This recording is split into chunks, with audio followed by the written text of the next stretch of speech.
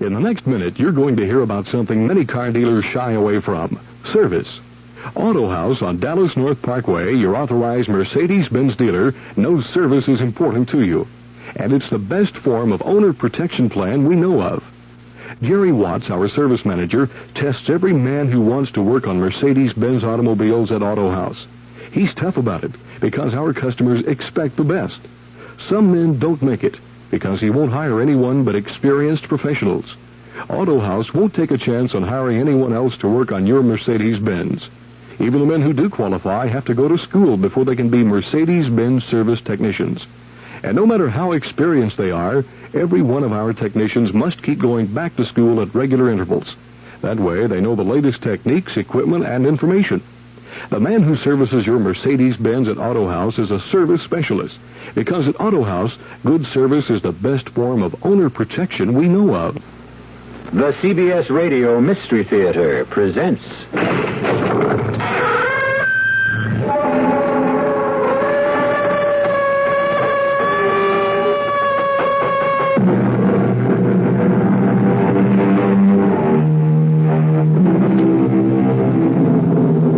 Come in. Welcome. I'm E.G. Marshall. Welcome to another hour with the great forces of the unknown. Those majestic forces that move around, above and beneath us, pushing and pulling at our lives, our bodies, our brains. Forces no less powerful because we know them not. And here's a thought. How much of their power actually derives from their mystery?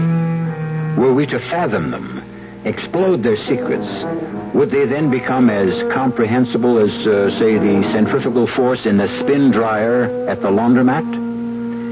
Well, the day is far off when we can be that knowledgeable. So, in the meantime, listen. How will you do it? A gun? Do you have a gun? No. Well, then that's no good. A knife? Could you get near him? Near enough to use a knife? Do you have the strength? No. Well, so that's no good. But he has to die so that I can live. He will die. He will die tomorrow morning. How do you know? He will die of the mass of Saint-Césaire.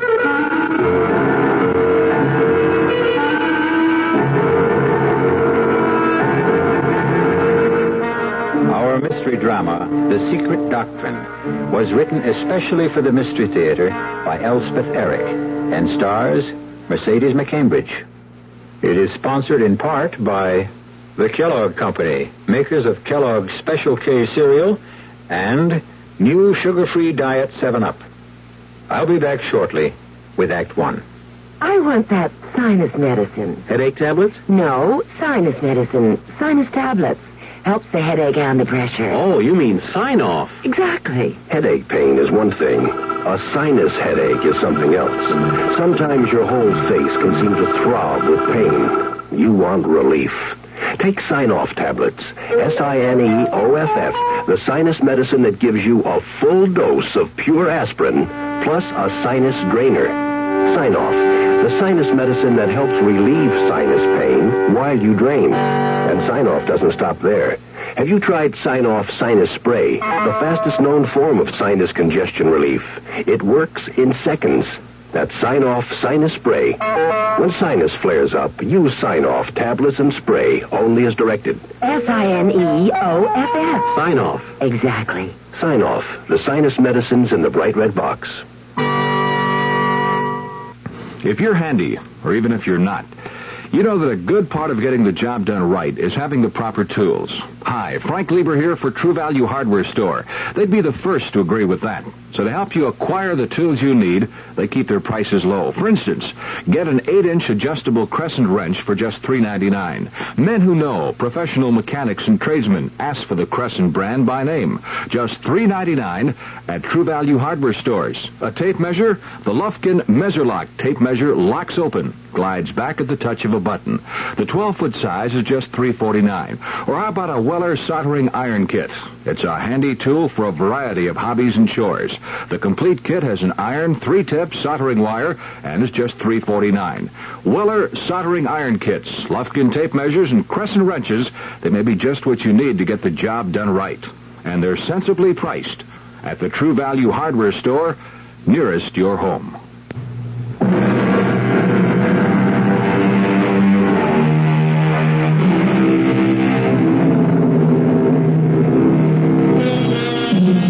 Be careful, they say, what you ask for, lest it be given to you. Who of us knows what to ask for? Who can see far enough into the future to know what gift will delight and which destroy? Better simply to accept whatever comes, with gratitude, whenever possible. Listen with me now to the somber story called The Secret Doctrine. You can begin now, Louise. Now, Father Giles? The others have gone. You said your confession would take some time, so let's begin. Bless me, Father, for I have sinned. Go on, Louise, and speak up. Don't mumble. In thought, word, and deed. Oh, Father, I can't find the words to tell you. Remember, I sit in the confessional box not only as your priest, but as God's own surrogate. Father, you know Peter Sorrell. Sorrell? Yes. The American movie star. Oh, I don't know any American movie stars. Oh, you mean the actor who came here to make a film about the Saint Vincent de Paul? Yes. It caused quite a stir in the village. And then something happened. What was it? Father, Peter Sorrell died. Oh, did he die? I hadn't heard. This morning. Oh, God take his soul. What was his illness? He was not ill, Father. He simply died. He slipped away. But he was not an old man. What did the doctor say? Just what I told you. That he was not ill. That he simply grew weaker and weaker until death took him. I know what he died of, Father Giles. You know? He died of the Mass of Saint-Césaire. Do you know what you're saying? The Mass of Saint-Césaire has not been said in Gascony for hundreds of years. Most priests have never heard it. Oh, no good priest would even say it. I think you'd best tell me all about it, Louise. Yes, Father. I was in love with Peter Sorrell. In love?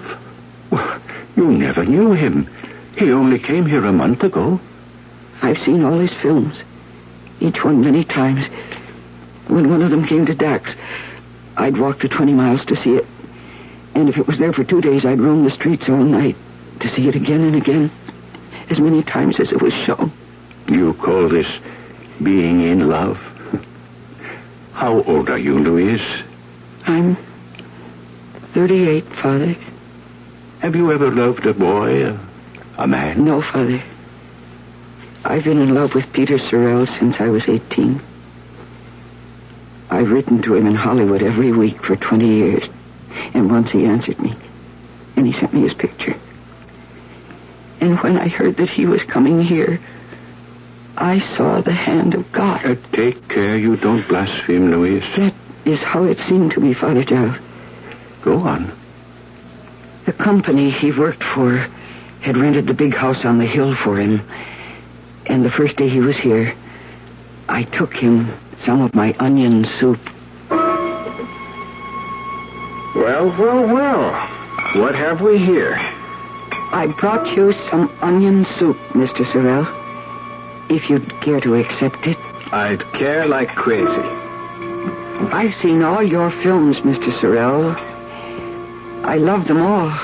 You've got a big heart. And the next day I took him a bottle of wine. It's called sand wine, Mr. Sorrell. A local product. Like you. You're a local product. It's very good. Really it is. So are you. What's your name? And the next day, I took him a bottle of brandy. It's Armagnac, Mr. Sorrell. It's the best brandy in France. I'll just bet it is. There's a dish I know how to make with this brandy. Roast capon. And you're going to make it for me, aren't you, Louise? That is your name, isn't it? Louise? The next day I went to his house. But this time he wasn't alone. There was a man with him. A young American gentleman. I shouldn't have let you talk me into this picture, Gabe. Me talk you into it? Who cares about saints anymore? Well, there's got to be a reaction from all that demon stuff eventually. Pardon me, Mr. Sorrell. The capon is... Louise, meet my agent, Gabe Hauser. How are you, Louise? Mr. Hauser, I'll keep the capon warm until you're ready. Please. Yes, when you're ready, call me. Who is that? A fan. One of my millions of fans. What's for dinner tonight, Louise? Gascony pork and cabbage in a special sauce. Why can't we eat like that on the set, huh, Peter? Because Louise isn't on the set. Oh, if only I could be. Hey, we could fix her up with a walk-on or something, couldn't we? You could. Hey, she could be one of the Sisters of Charity. Why not? Louise, the star has spoken. So then, Father, I could be with him during the day, and not just in the evenings. I was in heaven. You have strange concepts of theological matters, Louise. But go on. Well, the atmosphere of that place, all the fuss and the laughter and the excitement, it all went to my head. And I forgot that I only wanted to serve him. I wanted to love him, to belong to him, and to have him belong to me. You poor woman. I watched him every moment. My eyes were fastened on his face. My ears strained to catch every word that fell from his lips. There is nothing so grand as a good priest. It hurts me to see God's work in unloving hands. Cut! That's a print. Okay, let's break. I didn't think anyone noticed how I stared at him, followed him about, waited for him after the day's work. But one day as I watched him... And the city hospital. 2 to a bed. Some lying on the floor. You're crying, Louise. Poor. He's doing the scene with the cardinal. Oh, it's not a sad scene. It's not even a good scene. Oh, it's a very good scene. Terror. It's a wonderful scene. Everything he does is wonderful. It was Noemi, Father. You know her? The woman who came here from the Basque country last year. She got herself a job, an extra like me. And so I saw a lot of her after that. My father. I degraded my father. I scourged my father. Why, you want him for your very own. Not the way you mean, Noemi. Oh, yes. Precisely the way I mean. What other way is there? Oh, my Savior. I need to confess. Cut! Bring it! Break for lunch.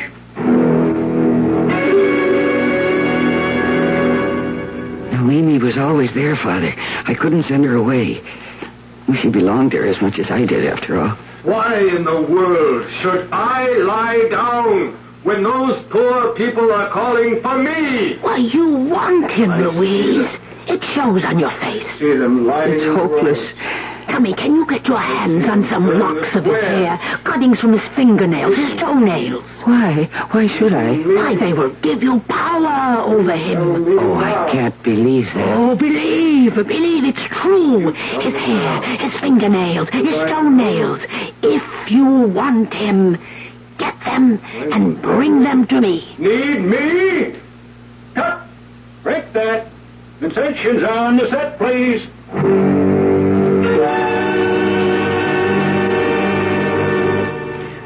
I didn't believe her, Father, not really. But my desire had become so great, I thought I should go mad. I had no trouble finding bits of his hair. I picked up all I needed from the floor of the makeup room. But the cuttings from his fingernails and his toenails, that was more difficult. Then one evening at his house... DePaul was the first social worker in history. You know that, Gabe? I mean, he organized social services. Would you like some more Armagnac, Mr. Sorrel? Oh, you still here, Louise? You can go home whenever you feel like it. You don't have to stick around. I've been listening and watching. A great dinner, Louise. I noticed you bite your nails, Mr. Sorrel, when you talk. Oh, yeah. A childhood habit. You shouldn't do that. Yeah, that's what my mother always said. If you'd let me cut your nails properly... My mother always said that, too. I have a scissors right here with me. My mother also always had the scissors right there with her. So while they talked, I cut his fingernails. And I saved them all, even the little bits of cuticle, in my kerchief. And when I had finished... Louise, you're a saint. Oh, if I'm a saint, Mr. Sorrel, I should wash your feet. Wash my feet? I say now... They get awfully dirty walking around the set in those old sandals. And all the saints, even the Pope, he washes the feet of a sinner once a year to show humility. I'm your sinner, is that it? Let her, Peter, if she wants to. Well, you really want to? And to cut your toenails. Well, what can I say? It's the best offer I've had since I came to France. And so I did, Father. And when I left that night, I had all the cuttings in my kerchief, and I took them to Noemi, who waited for me in the woods. Take this, Louise. What is that? It's a little bag made from the skin of a toad, which my own daughter impaled at midnight in the graveyard of the old abbey. Oh, we put all your precious cuttings into it. Now, pull the drawstrings tight. That's it, and hang it around your neck, under your dress. Yes, just like that. How do you know that it will work? I know. It seems so wrong. It's going against God, isn't it? Have you ever heard of Eliphaz Levi and the secret doctrine?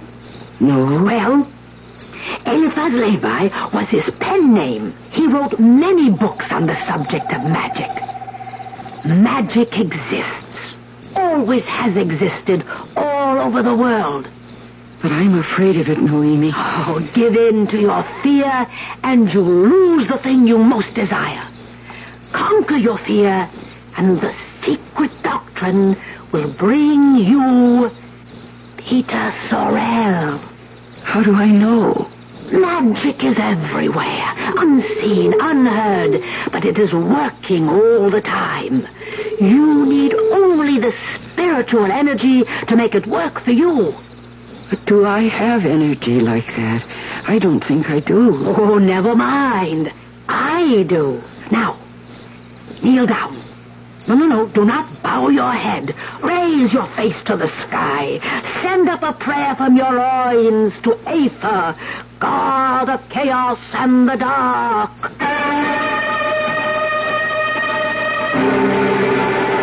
Well, the secret doctrine has been kept from me, I must say. All my life I have struggled from problem to problem, quandary to quandary, with only my limited intelligence to assist me. And all the time, was there a secret doctrine that might have solved things magically? If so, I'm a little late finding it out. We'll be back shortly for Act 2. Look, let's put an end to all this gloomy-sounding stuff you've been getting so much of lately. Income tax is behind us, spring is here, Aaron's hit number 715, and there's even reason for hope with the gasoline thing. It's in this new spirit that I'd like to talk to you about buying a new car. It's a small car, one you can judge sanely, and not just in terms of how many miles per gallon it gives you. The car is a Buick, A Buick Apollo. Like any self-respecting small car, it is economical. It's got a 6-cylinder engine and a 21-gallon gas tank, which combine to give Apollo good gas economy and great range. But Apollo can also seat 6 passengers, and it has the kind of smoothness, quietness, and interior comfort that you'd expect of a Buick. Okay, you're looking for a car, and you think it should be small. Well, Buick has the car, Apollo. But don't buy it because it's small. Buy it because it's a Buick. If you love spaghetti like I love spaghetti, I know what you're looking for. So come on, get ready for great spaghetti at the spaghetti store. If you want spaghetti, the best spaghetti, you don't have to look no more. Get your taste buds ready for great spaghetti at the spaghetti store. Here's a riddle for you. What has 6 different kinds of spaghetti? Chicken, mushroom, meat sauce, shrimp, meatballs, or a combination of any of the above? Oh, that's easy. And dinner prices from $2.10 to $2.85. Still easy. And additional selection from ravioli to steak. That's not a riddle, that's a cross-examination. Come on, what's the answer? The spaghetti store. Now, here's one for you. What has blue eyes and a craving for spaghetti? Paul Newman's stomach. No, me, meatball. So when you come in, bring your appetite. There's one thing you know for sure. Great spaghetti we've got, and it don't cost a lot at the spaghetti store. 2731 West Northwest Highway. Also Arlington and Fort Worth.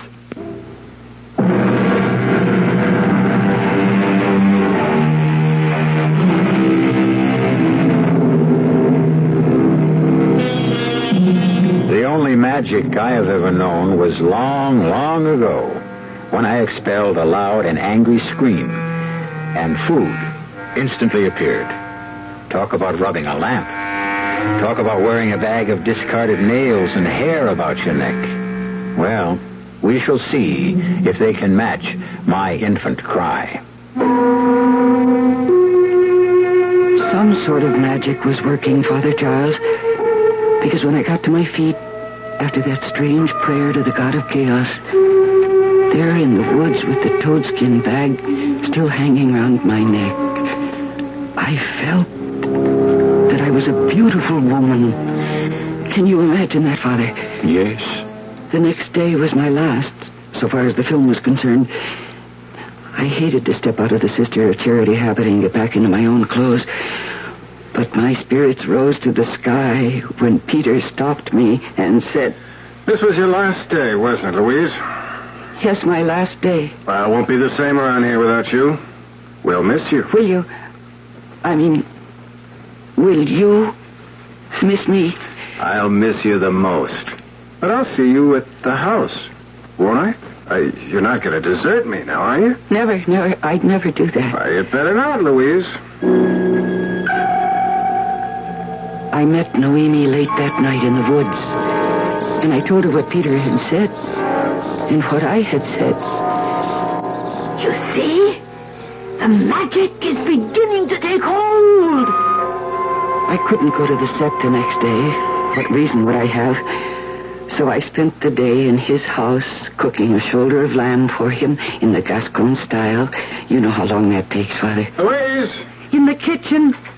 That smells so good. It's something special I'm cooking for you. Louise, what have I done to deserve you? You're the greatest thing that's happened to me since... You're the greatest thing that's ever happened to me. Let's put it that way.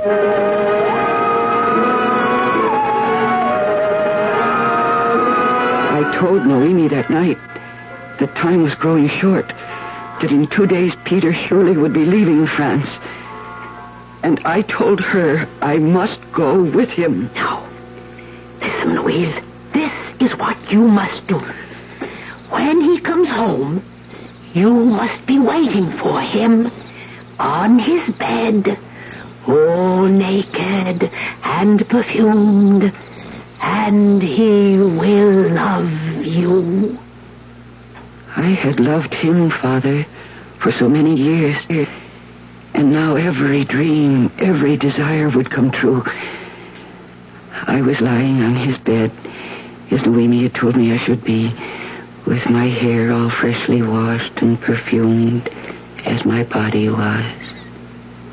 And I heard the front door close. Then I heard his feet on the stairs. Louise? I couldn't answer. I waited for the bedroom door to open, and it did.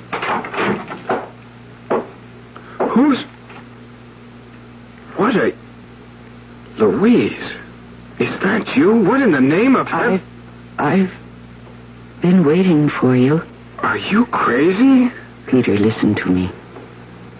I want you to love me. You do love me. I've seen the love growing in your eyes. I've heard it in your voice. Take me now and tell me that you love me. And that we will go to America together, to your home, where I will love you and look after you. Louise, now listen to me. See, look, over there, I brought all my clothes. I feel that I'm reaching the end of a long, long journey. I've loved you so long. Louise, let me talk to you. Oh, yes. Talk to me. Louise, if I've made you think that I'm anything more than just very fond of you, I'm sorry, Louise. I'm very, very sorry. If I've made you think I love you, well, I'm sorry. What more can I say? But you do love me. You've loved me for 3 whole days. 3 days? And I've loved you for years and years. But you've only loved me for 3 days, so of course it seems new to you. I understand. Now, Louise, what 3 days are you talking about? The last 3 days, of course. Ever since I started wearing this. What's that? It's a bag made from the skin of a toad. A toad impaled at midnight in the graveyard of the Abbey. What's in that bag, Louise? Why, part of you. Bits of your hair, bits of your fingernails, your toenails, little particles of you. What kind of a game are you running on me, Louise? It's no game. It's real. Real hell. All the time you were hanging around here. You were cooking and cleaning and washing and all that. You were hanging around the set, waiting on me, telling me I'm such a great actor, begging to cut my fingernails, my toenails. You were conning me. You were running some kind of a tricky, sneaky game on me. It was no game. Now, look, lady, you get your clothes on fast. You hear me? You get out of here. You want some money? No. I'll give you money. You've earned it. But if you ever try to play any of these crazy tricks on me again, I'm going to track you down. I'm going to have you put away. Now, you get out of here. I did get out, Father Giles, but I can't remember how. The next thing I remember is running through the woods, calling for Noemi. And then I remember falling down on the ground, and the blackness coming down over me. My poor Louise. Noemi found me a little later. I don't know how much later. What happened, Louise? Nothing happened, Noemi. He doesn't love me. He never did. I think you'd better take back the little toadskin bag, Noemi. It didn't work. But did you do everything I told you? Yes, I did. I washed my hair and perfumed my body, and I lay on his bed. But when he came home, he didn't want me. I tried to tell him about the secret doctrine, but he didn't want to listen. You told him? I tried to. After all, I don't know much about it, only what you've told me, and I didn't understand all of that. But he didn't want to hear about it. Oh, the man is a monster! Yes, he is a monster. You poor woman. No, don't you feel sorry for me either, Father Giles. I don't want anybody to feel sorry for me. But don't you see? You let your desires take hold of you, Louise. You let them dictate your actions. You lost control. Oh, yes, I did that. You became blind to the realities of the matter. Yes, I did that, too. I fell in love with a man when he was only a walking shadow on a screen. I hurt no one. I would never have hurt him if he hadn't come to France to make another of his foolish motion pictures. Louise, would it make you feel better, my child, if I were to tell you that you are not the first to give your heart to an unknown man, who's only making his living by performing in public. I suppose that is true, Father. Does it make you feel a little better? But I don't feel badly, Father. You don't? Not about him. Not about trying to give myself to him and his telling me he didn't want me. I felt badly about it at the time. Very badly, I suppose. Of course you did. But by the time Noemi found me in the woods, I felt quite differently. Just how did you feel? Very calm, very clear, very right. Right? About what? Clear about what? About what I must do. And what was that? I kill him, of course. But you have said that it was all your own doing, that no one else should be blamed. Quite so. But I had to kill him in me. Don't you see what I mean? I'm not sure that I do. Father, he was part of me. He'd been part of me for many, many years. There was more of him in me than there was of myself. Oh, you must understand. I'm trying, Louise. I knew how wrong I'd been to love him. Yes, to lust after him. To have obscene thoughts about him there in the dark of the theater. I knew these were sins. They were bad sins. And now I was willing to take upon myself the last sin of all. To kill him. Don't you understand that? I don't believe I do. How strange. Noemi understood. You say Noemi understood? What you have just told me? Yes, Father. There, that night in the forest, I told her how I must commit this most grievous sin. How will you do it? A gun? Do you have a gun? No. Well, then that's no good. A knife? Could you get near enough to him to use a knife? Are you strong enough? No. Well, then that's no good. But he must die, so that I may live. He will die. He will die tomorrow morning. How do you know? He will die of the Mass of Saint-Césaire.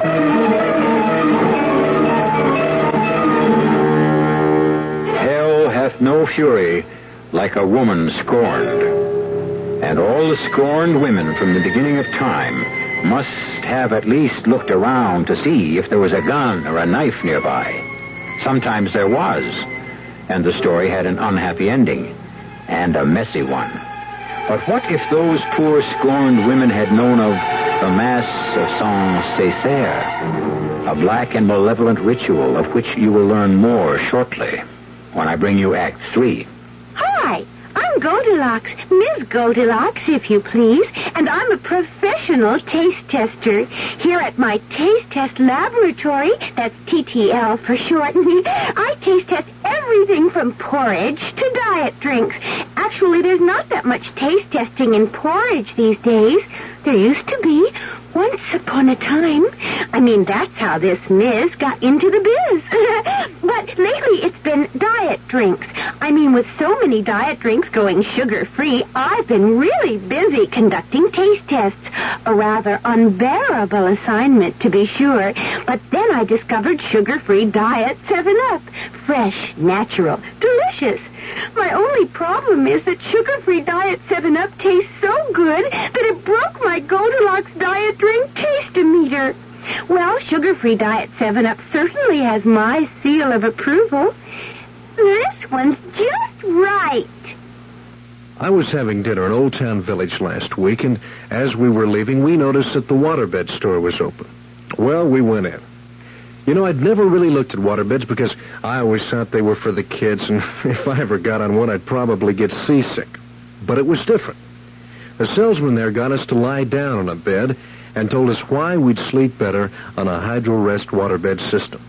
He also took the time to tell us about frame construction, mattress durability, and the safety features incorporated into each of their systems. We got home and read the literature and decided that a hydro rest system makes good sense. We're going to buy a waterbed from Dallas's oldest and largest waterbed company, Waterbed Systems International. They have 3 locations, 3323 Oak Lawn, Old Town Village, and a brand new store in Town East Mall. I tried Hydro Rest. I was impressed.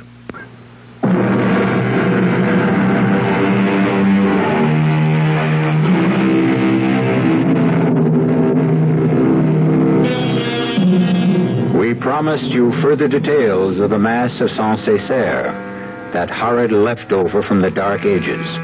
And so we shall. We always keep our word. Let us pick up our story where we left off, with Louise and Noemi talking in hushed tones beneath the moon in the dark woods of Gascony. He has to die so that I can live. He will die tomorrow morning. He will die of the Mass of Saint-Césaire. How can anyone die of a mass? Oh, the Mass of Saint-Césaire is the Mass of revenge. The peasants of Gascony have known this for centuries. I must ask Father Giles. Oh, no, you will not breathe a word of this to Father Giles. But if he would perform the Mass... He wouldn't dream of it. He probably doesn't even know it. Ah, but I know a priest who knows it, and who will perform it. My daughter lives with him. Come, Louise. We went to the deserted abbey where the priest lived. No one told me his name. I never asked. You are the one who orders this Mass. Yes? For whom shall I say the Mass? For Peter Sorel. Who will be my clerk? Oh, my daughter will be your clerk, Father. Who will bring the water for the Mass? I shall bring it, Father. Do you know a place where the Mass can be held? Ah, by the ruins of the church, where the gypsies live, Father. I listened as though nothing they said had anything to do with me, Father Giles. I scarcely knew when they'd finished speaking. I only knew that after a while, Noemi took me by the hand and led me away. Come, Louise, come. We must get the water for the Mass. Shouldn't there be wine, Noemi? For the Mass of Saint-Césaire, there is no wine. There is only water. And the priest does not consecrate it. He drinks it. And it must be water from a well into which the body of an unbaptized infant has been thrown. Come now, Louise, come. Before 11 o'clock, we were at the ruined church. A dreadful place, Father, where bats lived, and toads, and owls. And through the darkness came the priest, Noemi's daughter by his side. And he stood by the ruins of the old altar. Ever and never to reign and live you, and also on you, redemption is sharing. Noemi, what does he say? It is the Mass of Saint-Césaire. But I don't understand it. It is the Mass for the dead. He is reciting it backwards. I watched in horrid fascination, Father. I confess that I was fascinated by it. I was like a bird watching a snake. What is he doing now, Noemi? He is making the sign of the cross. No, he's not. He's not making... He is making the sign of the cross with his left foot. What? In the dirt. This is the Mass of Saint-Césaire. I couldn't bear to look, Father Giles. I couldn't. And yet I couldn't bear not to look. The awful Mass had started at 11, and now it was drawing to a close as the hour of midnight struck. And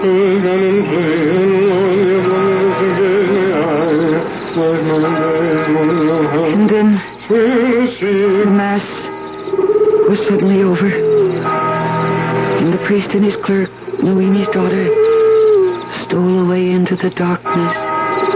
without a word to us. It is over, Louise, and Peter Sorrel has begun to die. I'm not sure I believed her, Father Giles. I wasn't capable of belief or disbelief or of any thought at all or of any feeling whatsoever. I only felt tired. So tired I doubted I could move. But I pulled myself to my feet and I said, I must go to him, Noemi. I must go to Peter Sorrel. And I went, Father. I went into town to the house on the hill. And I waited there till the sun had been up for an hour. And then I went to the door and knocked.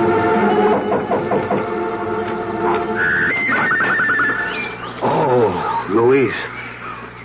I suppose you want to see Peter. Is he here? Yes, he's here. But he's very ill. The doctor's with him. And no one knows what's the matter with him. But I knew, Father Giles. He was dying of the massive Saint-Césaire. Louise. I went to the door every hour, Father. Once, I was told that they'd sent for his doctor from the States. But if that doctor arrived, he came too late. For at 10 o'clock, when I knocked at the door... Louise. He's dead, Louise. He died a few minutes ago. No one knows why or how or what it was he died of. I see. I know you were very fond of him. I was. Very fond. Very fond. I went home. I took off my clothes and I lay down on my bed. The little toadskin bag was still around my neck. I took it off. I kissed it. I put it under the pillow. And then I put my head on the pillow and went fast to sleep. I slept soundly, with no dreams at all of any kind. And when I awoke, it was noon. Such a beautiful day. And I started to come here to make my confession. On the way, I met Peter Sorrel's friend once more. He died, Louise, of nothing at all. Nothing at all? He was perfectly well. Talking of going home in the morning. Then, about midnight, he said he was tired. He thought he'd go to bed. But he could hardly climb the stairs to his room. I had to help him. He lay on the bed and closed his eyes. He said he felt as though he was slipping away. Wasn't that a strange thing for him to say? That he was slipping away? I murmured something, that it was strange indeed, though of course I knew it wasn't. He died of the mass of Saint-Césaire, Father. And now I've told you everything. And what do you expect me to do, Louise? To give me my penance, Father. I know it will be severe. I expect that. I want it to be severe. I know what a grave sin I have committed. Do you, Louise? To wish for a man's death, Father. To bring it about. What greater sin could there be? To wish for a man's death. It is a sin in thought. But it can be forgiven. And you are not the first to have committed it. Your wish did not kill him. Men do not die so easily. It was the Mass of Saint-Césaire that killed him. God knows, and he alone. But you conspired in the performance of a gruesome Mass, a relic from the Dark Ages. You took part in it. And what is most awful, you ordered it. And for this desecration of a holy ritual, There is no penance that would suffice. But without a penance, how can I obtain absolution? How can I obtain pardon? I cannot pardon you, Louise. I do not know a curate who can, nor a bishop, nor an archbishop. Father, what am I to do? My child, it is possible. I promise you nothing you understand. But it is possible. Were you to go to Rome, if the Pope were to see fit... To Rome? To the Holy Father? Only he has the right to grant pardon for the Mass of Saint Césaire.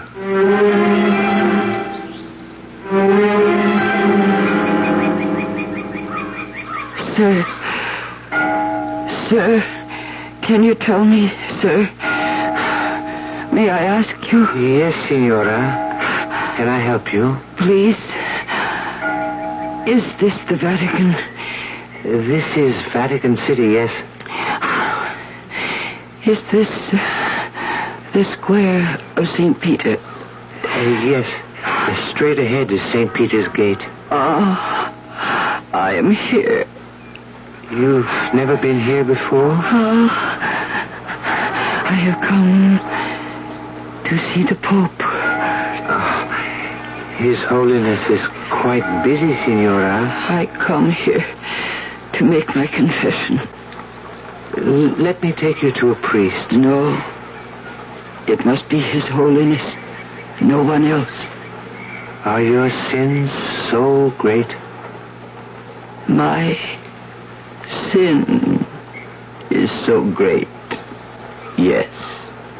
Well, I'm only a student here, Signora, but I'll be glad to take you to a priest.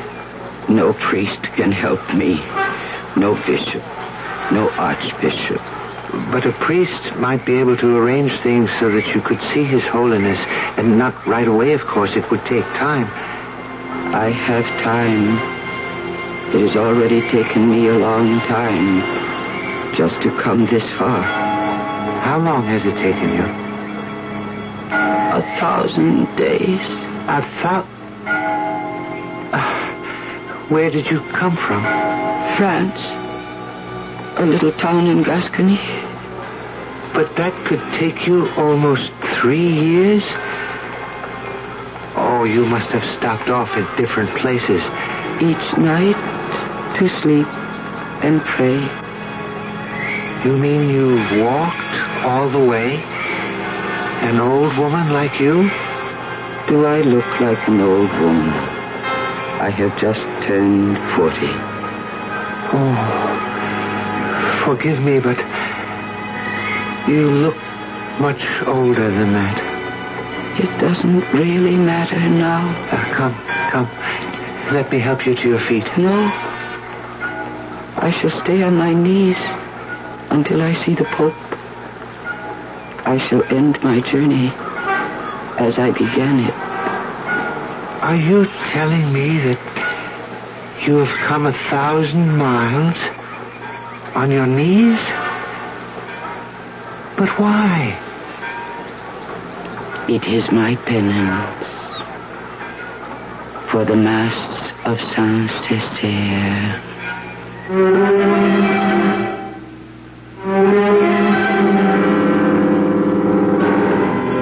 1,000 miles, 1,000 days, on her knees. What awful retribution we expect of ourselves. What endurance we can find within us to carry out our goal.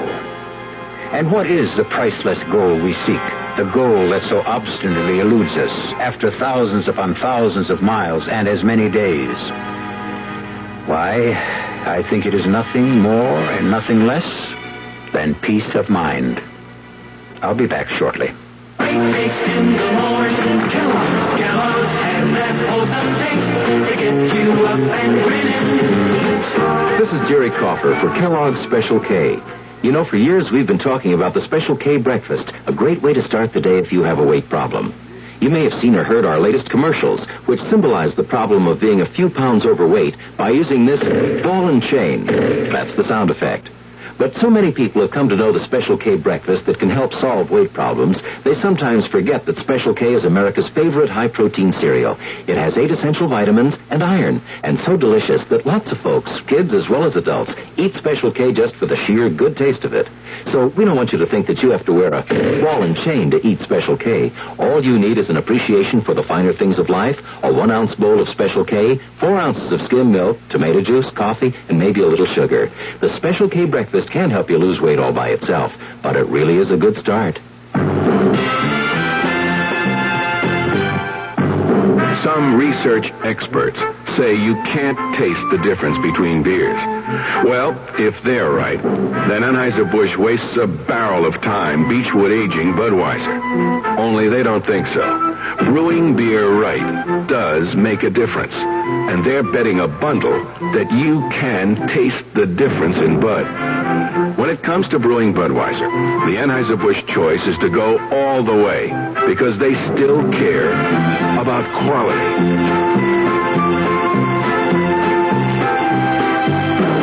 Look at it this way. If the Bud people have a choice between what some experts say and what beer drinkers say, well, you'd better believe they'll go with you beer drinkers every time. When you say Budweiser, you've said it all. Anheuser-Busch, St. Louis.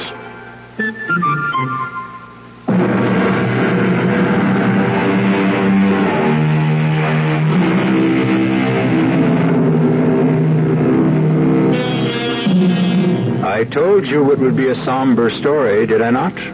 And so it was. Well, exploring the unknown is not all fun and frolic. But the unknown must be explored in the wild hope that one day it will become known. I wonder, though, when it is as familiar to us as, say, the combustion engine, will it stop being fascinating and become boring? What then will we do for fun? What will happen to this program? Merciful heavens, what will I do for a job? Our cast included Mercedes McCambridge, Mildred Clinton, Bill Johnston, Robert Dryden, and Nick Pryor. The entire production was under the direction of Himan Brown. Radio Mystery Theater was sponsored in part by Sign-Off, the Sinus Medicines, Buick Motor Division, and Anheuser-Busch Incorporated, brewers of Budweiser. This is E.G. Marshall inviting you to return to our Mystery Theater for another adventure in the macabre. Until next time, pleasant dreams.